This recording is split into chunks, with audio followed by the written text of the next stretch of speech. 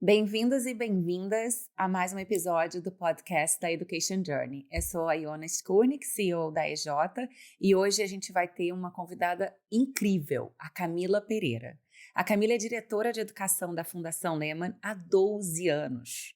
Ela toma conta de diversos programas que a gente conhece por aí. A gente vai conhecer um pouquinho mais da história dela, da história da Fundação, e vamos conversar sobre o cenário atual da política de educação pública no Brasil. Camila, é um prazer ter você com a gente hoje aqui. Oi, Iona, o prazer é meu. Muito obrigada pelo convite. A gente vai querer saber um pouquinho sobre qual é a missão da educação no seu foco e um pouco sobre o que a Fundação Lehman realmente faz. A gente conhece por dentro, eu como Lehman Fellow conheço todas as ações que a gente faz, mas eu acho que a gente podia ajudar quem não conhece a conhecer mais sobre essa instituição sem fins lucrativos, que desde 2002 desenvolve uma série de projetos e políticas para avançar a educação pública do Brasil, principalmente, formando líderes, desenvolvendo professores, apoiando gestores de educação, e não só de educação, outras áreas também, mas a gente vai hoje focar na parte de educação da Fundação. Bom, se você se interessou pelo tema, fica aqui com a gente e vamos entender melhor o que a Fundação faz para ajudar a gente ter um país mais justo, com mais oportunidades e mais equidade. Camila, antes de tudo, vamos te conhecer um pouco. A gente sabe que você fez uma trajetória aí muito bacana até se tornar uma especialista de educação, e a gente queria entender um pouquinho por que você focou nisso, né? Conta um pouco sobre o seu percurso de jornalismo e quando foi que você percebeu a sua verdadeira paixão por essa área. Legal, Iona.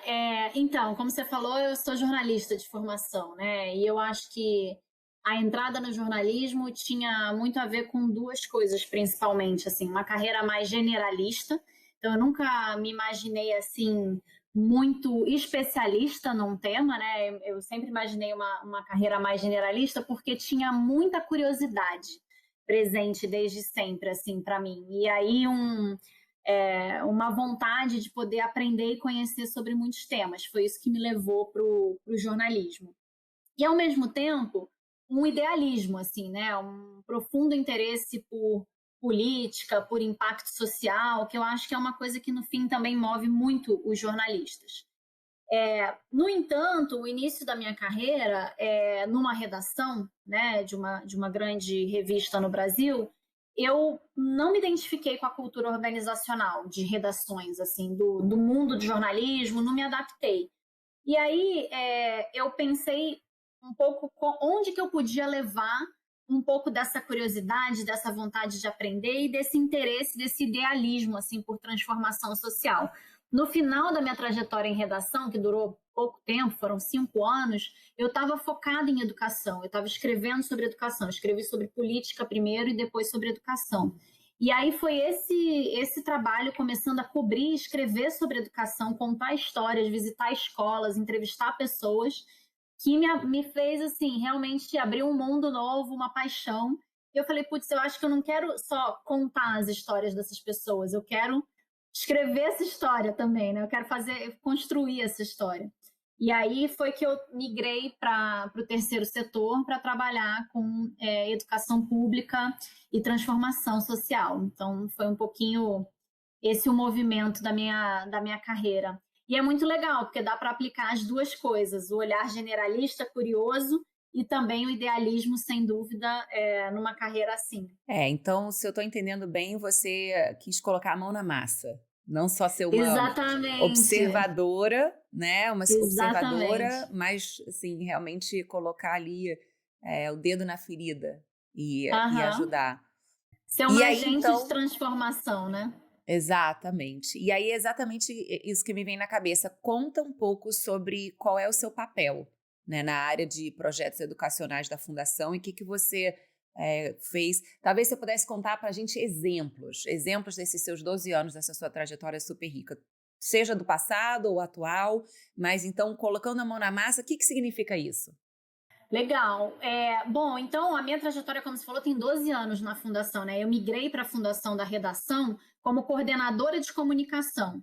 E aí, na fundação, virei coordenadora de projetos, depois fui tocar o programa de líderes da fundação, com as bolsas, depois as parcerias com as universidades, fui migrando para políticas educacionais e aí fui entrando realmente na frente de educação, onde virei gerente de políticas educacionais, diretora de políticas educacionais e hoje estou como diretora de educação. Então, é uma longa trajetória mesmo dentro da fundação. Eu brinco que às vezes eu sinto que são momentos tão diferentes e desafios tão diversos que nem parece que eu estou na mesma organização há tanto tempo, mas é isso que também me anima, né? Mas o desafio, o dia a dia seja coordenador de projetos, obviamente isso vai mudando muito quando você vai chegando nos cargos de liderança, né? Mas o que a gente está fazendo na Fundação todos os dias é trabalhando para transformar a vida das pessoas. Então, são projetos que a gente coloca de pé, são iniciativas que a gente ajuda a viabilizar, apoiar os parceiros, apoiar os líderes que fazem parte da nossa rede, para que eles também transformem a vida das pessoas.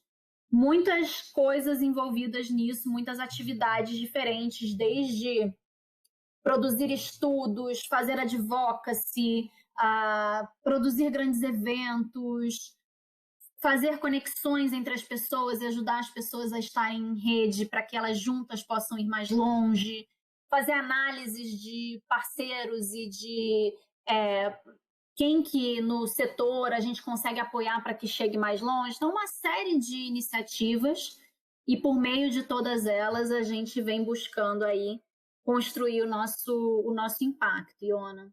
Exatamente. Sobre esse impacto, né, a gente sabe que a Fundação tem trabalhado para promover a inovação em diversos setores da educação brasileira. Desde formar, como você falou, e capacitar os agentes, até prepará-los para os desafios do século XXI. E aí eu fico pensando, quais são os exemplos que você pode dar para a gente de ações que geram impacto no sistema de educação do Brasil, que vocês apoiam, né? O que você pode contar para a gente um pouco de resultado dessas ações que vocês têm apoiado tanto? Legal, então você falou um pouquinho no começo, né? A Fundação, a gente está tentando mudar o Brasil por meio das pessoas. A aposta que a gente faz é que são as pessoas que vão ser capazes de transformar o país. Então, a gente tem até um sloganzinho que a gente brinca, né? Por pessoas que acreditam no Brasil, por um Brasil que acredita nas pessoas. Essa aposta, ela se materializa em aposta na educação pública, porque se a gente quer que as pessoas sejam capazes de transformar o país, a gente precisa ter uma educação pública de qualidade. É ali que elas vão realizar o seu potencial, aprender, se tornarem pessoas que são capazes de contribuir para o país. E, de outro lado, a nossa aposta em liderança, né? Apoiar líderes que vão dedicar suas vidas e suas carreiras à transformação social do Brasil. Esses são os dois pilares hoje da Fundação: educação pública e liderança. No meu papel, eu estou liderando toda essa frente de educação pública hoje. E aí, que tipos de coisas a gente faz e que resultados a gente tem muito orgulho de compartilhar? Por exemplo, a gente vem tentando ajudar o Brasil a construir políticas educacionais que avancem a aprendizagem, que facilitem a aprendizagem em todas as escolas, em todos os municípios do Brasil. Uma recente na qual a gente esteve muito envolvido e trouxe uma grande contribuição foi a aprovação da Base Nacional Comum Curricular, por exemplo. Mas além das políticas, Iona, a gente vem trabalhando também muito na ponta, né? A gente apoia hoje 50 estados ou municípios, né? 50 redes de ensino, como a gente fala, que estão trabalhando para melhorar a aprendizagem de seus alunos. E a gente tem um trabalho muito focado, muito direto, em parceria com essas redes, para que elas consigam produzir resultados. Então, essa mistura de uma atuação mais de advocacy, mais de apoio para políticas educacionais e um trabalho muito na ponta, junto com municípios e estados, para que eles façam as transformações que são importantes para garantir a aprendizagem, é um pouco da combinação do trabalho que a gente vem liderando na Fundação. Sensacional. Sobre a Base Nacional Comum Curricular, que é um tema super importante para o desenvolvimento do país, conta para a gente um pouco quais são as mudanças que isso traz de imediato, até porque ela já entrou em vigor agora, né? Ela já foi homologada, e um pouco da visão de futuro que você vê. O que vai trazer de transformação para o país em relação aos próximos anos e às próximas décadas? Iona, eu brinco que antes da base, a sensação que eu tenho é uma imagem um pouco forte, tá? Mas é que os professores no Brasil, eles viviam um pouco aquela imagem do esquartejamento medieval, você sabe? Que você tem os cavalos puxando um membro para cada lado. Por que eu falo isso? Porque você entra numa sala de aula e as coisas que impactam a sala de aula, que são o currículo que o professor tem que trabalhar com seu aluno, a formação que ele recebeu para trabalhar em sala de aula, o material didático que ele usa e a avaliação, no Brasil, cada uma dessas coisas estava puxando o professor para uma direção diferente. Essas coisas não conversam entre si, por incrível que pareça. Então, imagina você trabalhar com uma coisa em que os 4 elementos que mais impactam o seu trabalho no dia a dia, cada um te puxa numa direção diferente.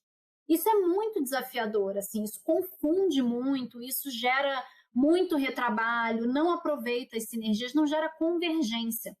O potencial da base, o que a base traz para a educação brasileira, é a possibilidade de um alinhamento entre essas políticas que impactam a sala de aula, de uma maior coerência entre currículo, formação, material didático e avaliação.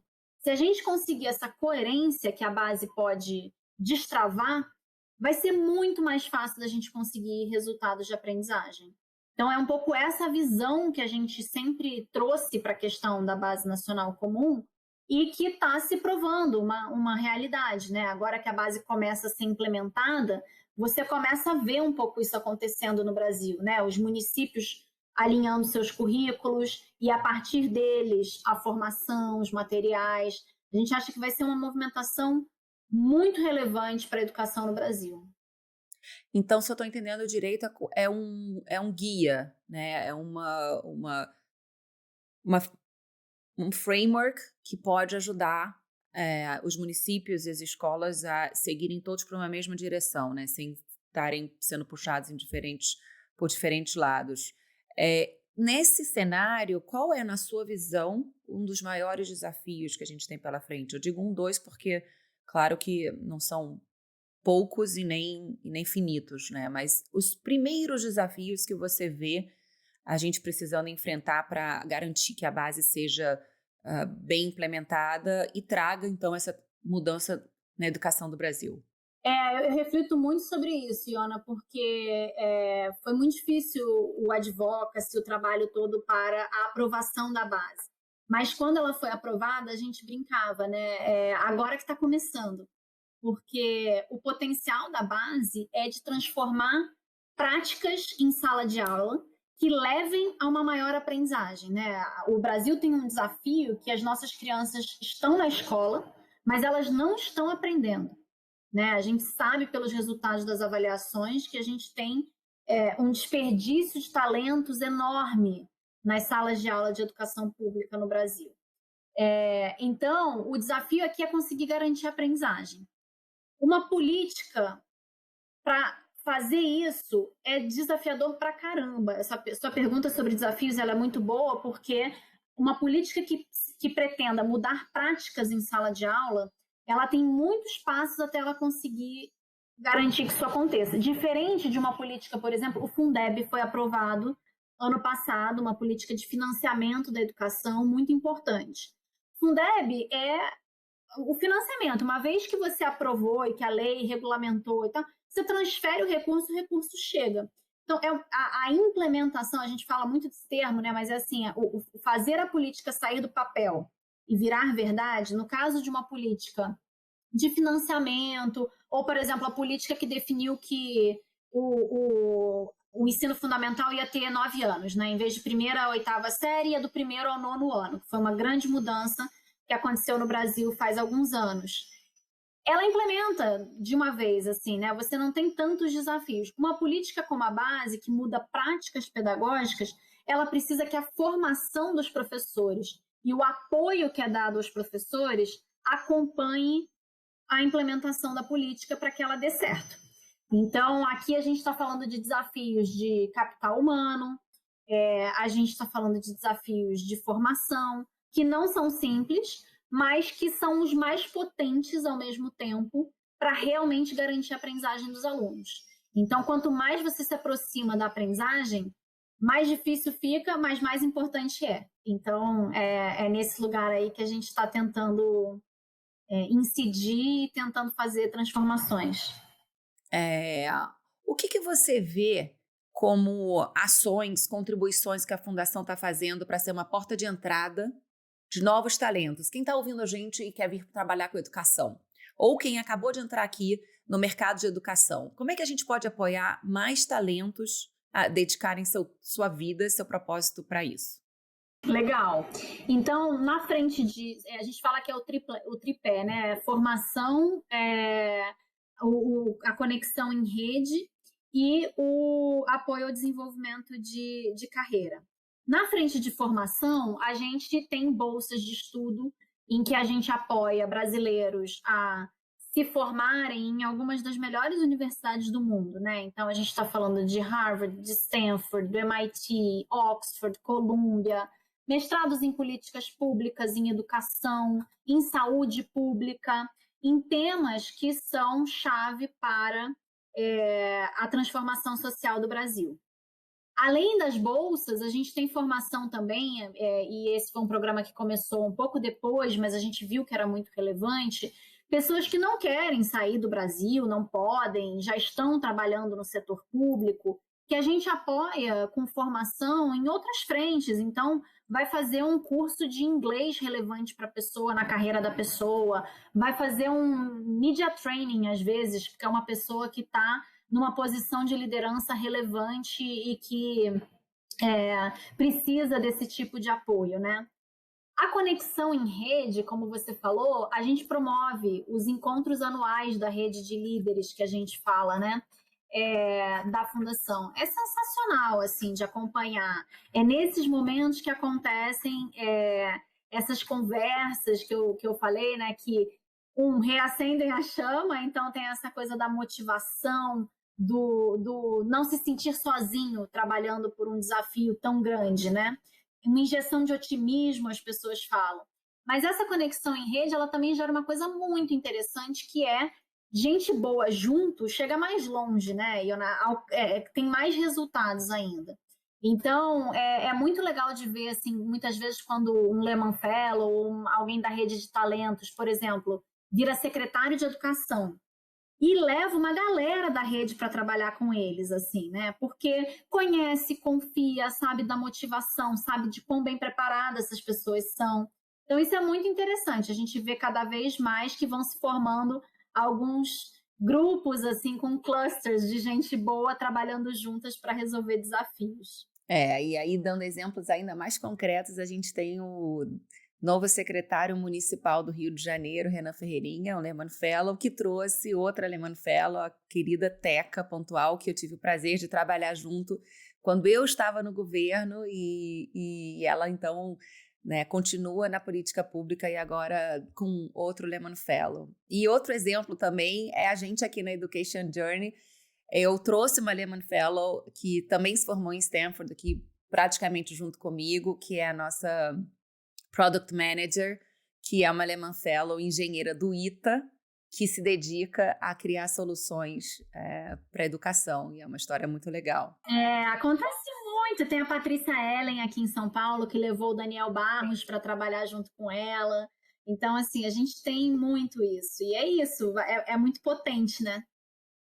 Com certeza, com certeza. Eu acho importante trazer esse nível de detalhe, porque as ações, elas são muito bem conceituadas, né, na Fundação, e elas são desenvolvidas até o seu final, né, até realmente ter aí, nós somos talvez 400 ou 500 pessoas em diversos backgrounds, não só de educação, né, em outras áreas também importantes e estruturais para o desenvolvimento do Brasil, mas que o que eu quero dizer é que realmente acontece um resultado e um impacto.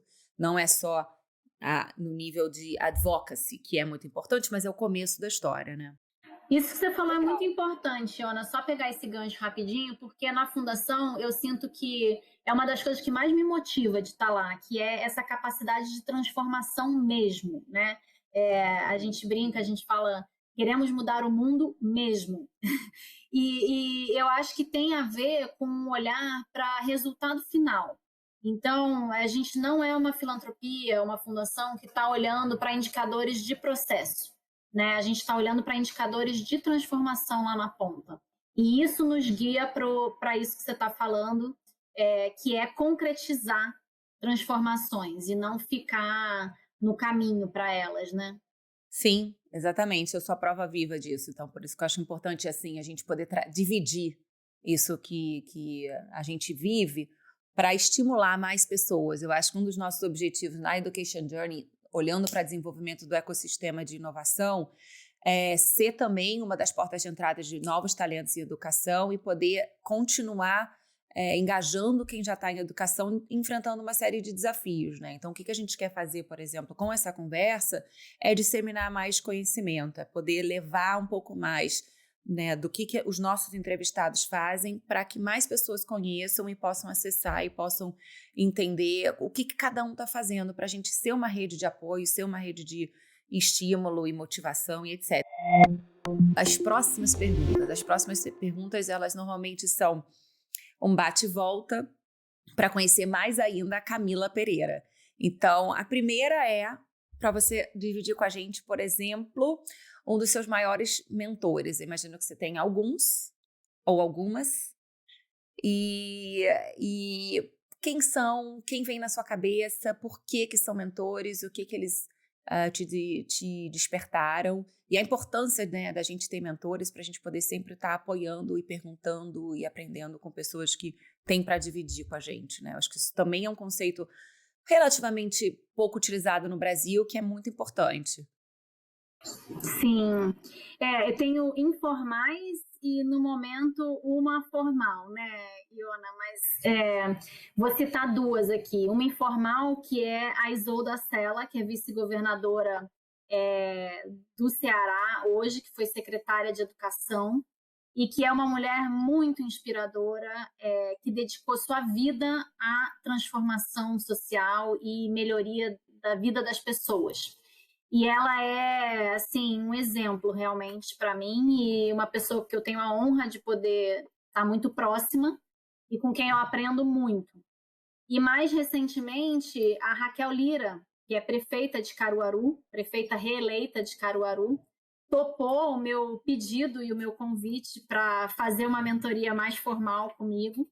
Ela também é uma mulher muito forte, muito corajosa, e eu acho que eu estava buscando nesse momento que eu pedi a mentoria com ela, essa liderança feminina muito forte, muito ousada, como inspiração, sabe? Então tem sido muito legal poder fazer essas trocas com a Raquel. Que legal. A gente poderia falar sobre liderança feminina num outro podcast, porque você realmente é uma delas e eu não vai caber tudo aqui, mas é um assunto muito querido para mim e para a Education Journey. Nós somos em grande maioria mulheres, né? E realmente esse assunto é um assunto super relevante. Mas vamos continuar aqui no que a gente tinha pensado para você. Nessa fase, nesse bloco do bate-volta, a gente tem mais perguntas nesse tipo. Uma delas é: qual é o seu maior sonho? Olha, vai ficar meio clichê depois dessa fala toda, assim, mas eu realmente tenho um sonho grande, Iona, de que a gente consiga resolver essas desigualdades sociais no Brasil, sabe?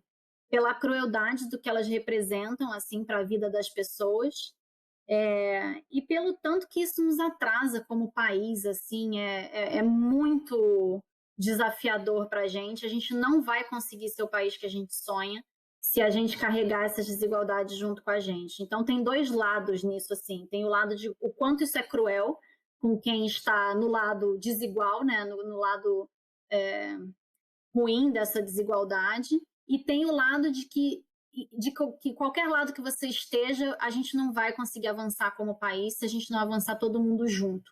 Então, isso para mim é muito forte, assim, mexe comigo, tira meu sono, e é o que está por trás de todo o trabalho que a gente faz na Fundação, todo o trabalho que eu lidero hoje em educação. Lindo. Qual o momento que você olha para trás e você se arrepende do que você fez e o que você faria diferente? Olha, como você falou, né, de uma questão também profissional e de inspirar jovens, assim, a minha passagem pela redação, e quando eu te falei, né, que eu mudei e fiz uma transição de carreira, eu acho que eu fui muito além do que eu deveria nos limites que eu tinha, assim. Então, minha saúde mental ficou muito prejudicada. Eu me estressei loucamente e cheguei num nível que eu não precisava. Então, hoje eu acho que saúde mental é uma prioridade, né, na carreira também e na profissão. Acho que a gente não pode abrir mão disso, de estar bem para poder, inclusive, ser muito mais produtivo e gerar muito mais impacto no mundo e na vida das pessoas. Então, eu me arrependo de ter deixado ir tão longe, assim. Eu sinto que eu era muito nova e imatura para lidar com isso. E eu vejo muitas pessoas indo por esse caminho. Por isso, eu acho que é importante falar abertamente sobre isso, porque hoje, se eu tivesse as ferramentas que eu tenho, o conhecimento que eu tenho, o repertório, eu certamente teria pulado fora mais cedo e me preservado mais. Que interessante. Isso quer dizer uma maturidade, aprendeu. Acho que o intuito dessa pergunta é sempre a gente poder trazer um pouco de vulnerabilidade e entender que errar e tomar risco faz parte. A gente aprende só realmente, enfim, passando pelas situações, né? A gente não.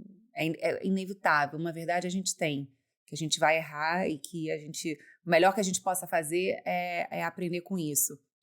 E eu acho super interessante a gente também trazer essa dimensão de que todo empreendedor ou agente passa por situações em que fariam diferente, se arrependem, né? Não existe uma trajetória sem erro e impecável. Por mais que a gente esteja aqui conversando das coisas que a gente mais se orgulha, também tem essa dimensão quanto mais a gente puder falar livremente sobre ela, mais a gente vai desenvolver uma cultura de risco, que tudo bem errar e se arrepender e fazer diferente. O que vale é olhar para trás, aprender e não repetir, para você poder continuar na sua trajetória de crescimento. Então, é super legal ouvir isso de você. Como é que você vê inovação em educação? O que é inovação em educação para Camila Pereira? Olha, eu acho, pegando o gancho aí nessa sua última pergunta, que de uma maneira mais ampla, nessa sua última fala, né, não na sua última pergunta, inovação, os princípios da inovação, elas deveriam estar na base do processo educacional, assim, né? Que os princípios de inovação que eu estou falando são essa abertura à experimentação, a possibilidade do erro. Então, quando a gente pensa na inovação, esses princípios são a base do processo educacional. Você poder errar, você experimentar, você estar com a mão na massa e você conseguir, a partir disso, ir aprendendo. Infelizmente, não está presente ainda em todas as escolas e nos modelos educacionais que a gente tem, né? Mas, sem dúvida, é um caminho para um aprendizado muito mais potente, eu não tenho dúvida disso. Para além disso, eu acho que a gente fala muito hoje de inovação e educação pensando também em tecnologia, né? Aí é um recorte mais específico da inovação. E eu vejo que tecnologia tem uma potência para três pelo menos, né, que são muito importantes para a educação, né, Iona? Então, a questão da personalização do ensino, a gente conseguir garantir um aprendizado no ritmo de cada aluno, que é super desafiador numa sala de aula de 30 alunos, a tecnologia pode ajudar muito. Também para engajamento, então, cada vez mais está difícil, assim, né, de você conseguir fazer o processo de ensino e aprendizagem fazer muito sentido para o estudante.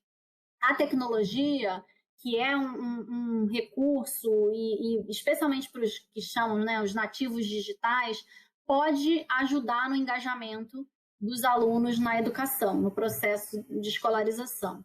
E, por fim, uma terceira coisa que a tecnologia pode ajudar muito, que eu acho muito relevante, obviamente, questão da equidade.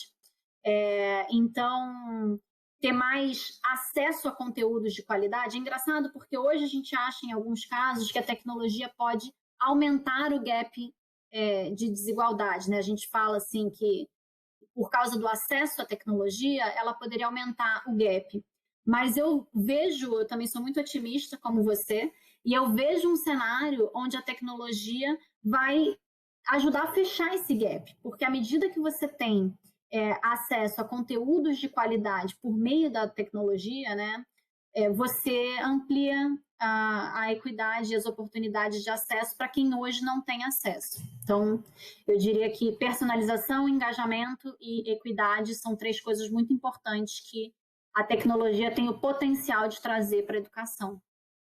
Perfeito, perfeito. Sensacional. E aí, a nossa penúltima pergunta. Tem algum livro, filme, série que você indica, que vem na sua cabeça? Eu vou ficar na mesma temática que a gente vem falando um pouco, então, de vulnerabilidade, de saúde mental, e vou falar do livro Coragem para Liderar, da Brené Brown. Sou fãzaça dela e acho que tem tudo a ver com inovação também, porque isso que você falou, assim, né? A disponibilidade para se arriscar, para falar do seu potencial criativo, se colocar nas coisas como agente de transformação, sabendo que esse é um lugar de exposição, que esse é um lugar de risco, mas muito com um mindset de apostar e tentar para conseguir os resultados que você quer. Eu acho que ela me ajuda muito a pensar com mais esse mindset mais ousado, né, da coragem. Então, eu acho que para quem é empreendedor, para quem está pensando em inovação, mas para todo mundo que está querendo gerar impacto no mundo, esse é um mindset muito importante, e esse livro ele é um passo a passo bem interessante para você praticar como chegar lá. Muito bom. É engraçado, quanto mais você fala em coragem, mais vem na minha cabeça o que a Brené Brown também fala muito, que é da vulnerabilidade, que é uma coisa que ela levanta bastante essa bandeira. E para mim são 2 lados da mesma moeda que estão interligados diretamente, né? Você embrace a sua vulnerabilidade, entender que faz parte de um líder, conhecer a sua vulnerabilidade e ele automaticamente te habilita a ter mais coragem, né? Porque não precisa ser perfeito, porque pode errar e vai errar. E quanto mais você errar, mais você aprende, mais você pode seguir adiante. Camila, qual é a sua mensagem final? A gente aqui chegando nesses finalzinho dessa conversa maravilhosa que a gente teve, dando abertura para futuras novas conversas sobre empoderamento de mulheres, empreendedorismo feminino, sobre o papel da mulher na sociedade, sobre tantas coisas que a gente ainda pode falar, sobre o futuro um pouco mais ligado nessa parte de tecnologia que a gente não entrou. A gente também não falou da pandemia, tem muita coisa para a gente falar ainda. Mas do dia de hoje, dessa nossa conversa, qual é a sua mensagem final? Verdade, Iona, eu vou querer esse convite para os próximos, hein? Porque é um bate-papo bem legal e esses temas todos que você falou me encantam e vai ser muito bacana, muito gostoso poder conversar sobre eles. Acho que sobre hoje, a gente, de alguma maneira, passou muitas vezes por essa questão da vulnerabilidade, né? E isso mudou muito a maneira como eu me sinto hoje como profissional. E eu sinto que, né, nesse chamado que a Fundação Lehman faz para lideranças que querem transformar a sociedade, que querem ter impacto social, essa questão ela é muito importante da vulnerabilidade, porque você reconhecer os seus medos, os seus desafios, saber que você vai errar nesse processo, é parte fundamental de você se tornar esse líder de transformação social. Eu acho que é praticamente impossível você ser esse líder e ter impacto de fato se você não conseguir lidar com esse lado desafiador que vai aparecer.